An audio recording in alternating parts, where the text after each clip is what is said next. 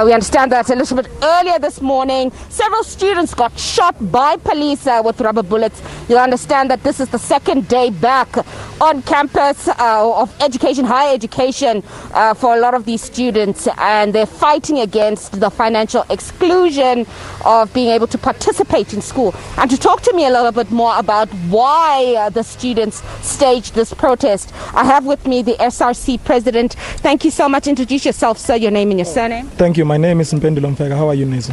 Thank you so much, Mpendulo. It's been a really hectic morning for you guys, but just explain to me, why did you guys decide to stage this protest today? It is our view as the SRC that the academic year cannot afford to start. Right? We've tried negotiations with Zeblon for over 2 months now, and to say the least, he's not even willing to come and negotiate with us. We've never had a meeting as an SRC with Zeblon Villagas. The only meeting we had was with him last week, where he told us he's not going to assist us with anything. So, to say the least, he's unwilling to negotiate, and we are left with no option but to take it to the streets. If we allow the academic year to start as is now, as circumstances are, not only are we setting up first years for failure, but we'd be failing the people who are at home. There's first years who are here, and they're being introduced to an online system that they have no idea of using.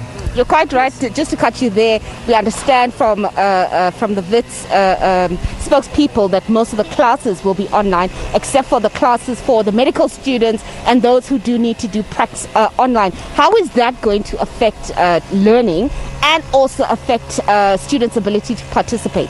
My sister, it already has affected learning. There's students who come from rural Eastern Cape, rural KZN, rural Limpopo, township areas across the country who do not even know how to switch on a computer.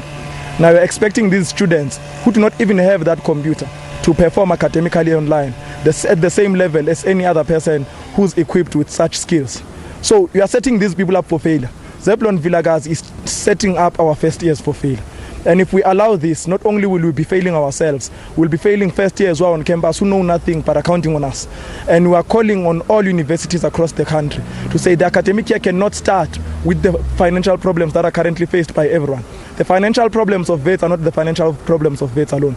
Students in WUSU, students in KZN, students in UCT, students in Univen are facing the same problems we're facing. Students are without NEFSAS allowances. Students are without NEFSAS in and of itself as a grant.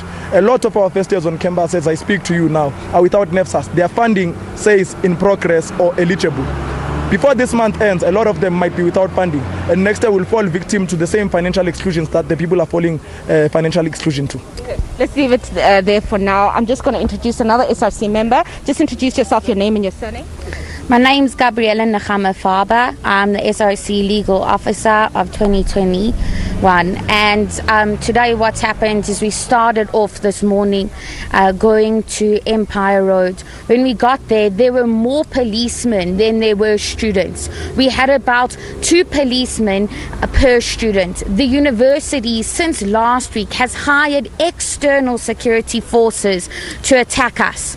Not campus control. They went and got additional security, which have absolutely brutalized us. We didn't start off with protest. We started off with negotiations. We launched a fundraising campaign. We then shut down Hall 29 because we as students, as human beings, don't feel that it's fair to allow some students to register, some students to go on with the academic year and not others. How can we just turn around and just do nothing? When all these students are coming and asking us for help, they have no one but us to stand up for them. Eastern Cape Premier Oscar Mabuyane has reshuffled his cabinet.